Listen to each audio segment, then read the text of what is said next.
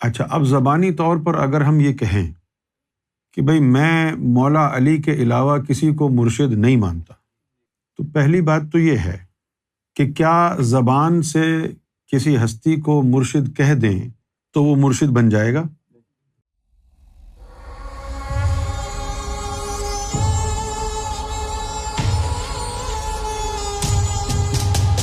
تو ہماری محبت میں ہم خود ہی کچھ اصول بنا لیتے ہیں، بھلے ہی ان کا حقیقت سے تعلق نہ ہو، اور خاص طور پر اس وقت کہ جب آپ کو نہ قرآن کی تعلیم کا پتہ ہو، نہ ہی اصول دین پتہ ہوں، نہ ہی ان ہستیوں کی تعلیم پتہ ہو جن کا آپ نام لے رہے ہیں۔ یہ جو سلسلہ ہے ولایت کا، روحانیت کا، یہ چلتا آ رہا ہے۔ محمد رسول اللہ نے فرمایا من کنت مولاہ فعلی مولاہ، کہ جس کا میں مولا ہوں علی بھی اس کا مولا ہے۔ تو اصل مرشد تو محمد رسول اللہ ہو گئے نا۔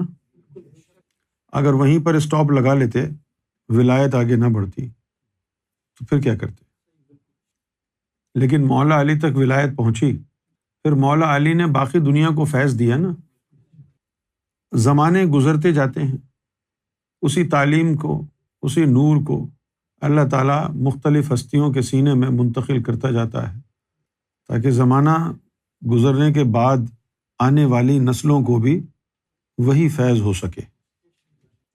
اچھا، اب زبانی طور پر اگر ہم یہ کہیں کہ بھئی میں مولا علی کے علاوہ کسی کو مرشد نہیں مانتا، تو پہلی بات تو یہ ہے کہ کیا زبان سے کسی ہستی کو مرشد کہہ دیں تو وہ مرشد بن جائے گا؟ اگر زبان سے ہی کہنے سے مرشد بن جائے کوئی، تو ایک قدم آگے بڑھا کے ہم کہیں کہ میں محمد رسول اللہ کے علاوہ کسی کو مرشد نہیں مانتا، یہ تو آپ کا ماننا اور نہ ماننا ہے نا۔ کیا اللہ اور اس کے رسول کا قانون بھی یہی ہے؟ نہیں، اللہ اور اس کے رسول کا قانون یہ نہیں ہے۔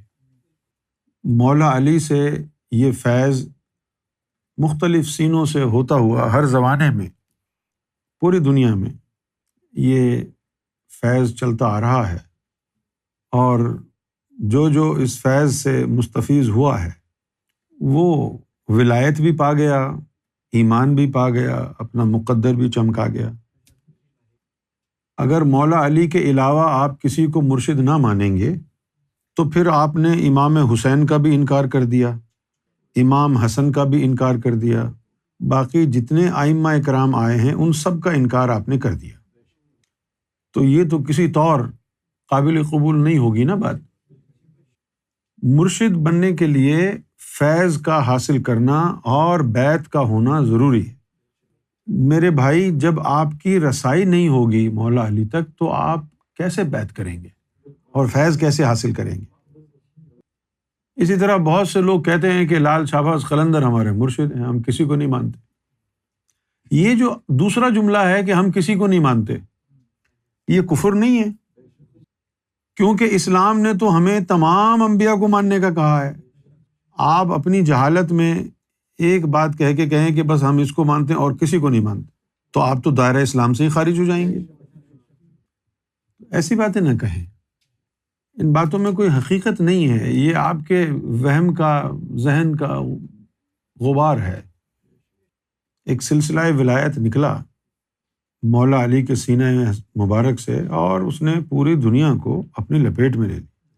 کتنے سلاسل باطنیہ بنے، کتنے روحانی سلسلے قائم ہوئے، ہزاروں لاکھوں لوگ مولا علی کے سینے سے فیض پا کر ولایت تک پہنچے۔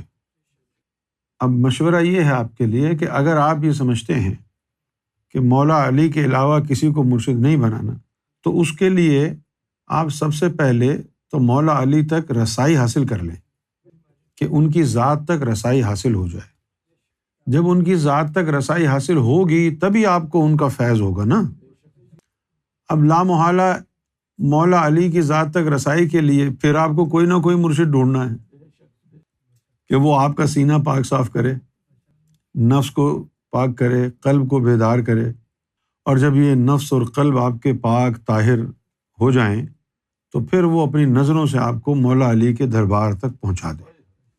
اس کے بعد پھر مولا علی اگر آپ کو بیعت فرمائیں گے تو پھر آپ مرید اور مولا علی مرشد ہوں گے۔ بغیر بیعت کے، بغیر فیض کے زبانی طور پر آپ کہہ دیں کہ مولا علی میرے مرشد ہیں، اس بات میں دم نہیں ہے، اس کا ایک طریقہ کار ہے۔ اگر مولا علی کسی کے مرشد ہو جائیں تو پھر اس کو کیا ضرورت ہے کسی چیز کی؟ اب دیکھیں آپ کے جو جملہ ہے اس میں ہے کہ میرے مرشد صرف مولا علی ہیں۔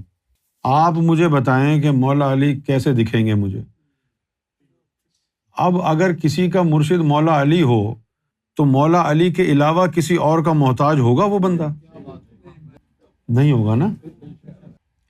ایک تو ہماری محبت ہوتی ہے نا، اس محبت میں ہم بہت ساری باتیں کہتے ہیں کہ جی ہمارے لیے تو یہ ہے، ہمارے لیے تو وہ ہے، لیکن اس کے ساتھ ساتھ اللہ کا فرمان، رسول اللہ کا فرمان، قرآن و حدیث بھی تو ہے۔ دین تو انہی کے اصولوں کے مطابق چلے گا نا، جنہوں نے دین بھیجا ہے، جنہوں نے دین بنایا ہے۔ میری رائے اور آپ کی رائے کی دین میں کوئی حیثیت نہیں ہے۔ دین اللہ اور اس کے رسول کے اصولوں پر چلتا ہے۔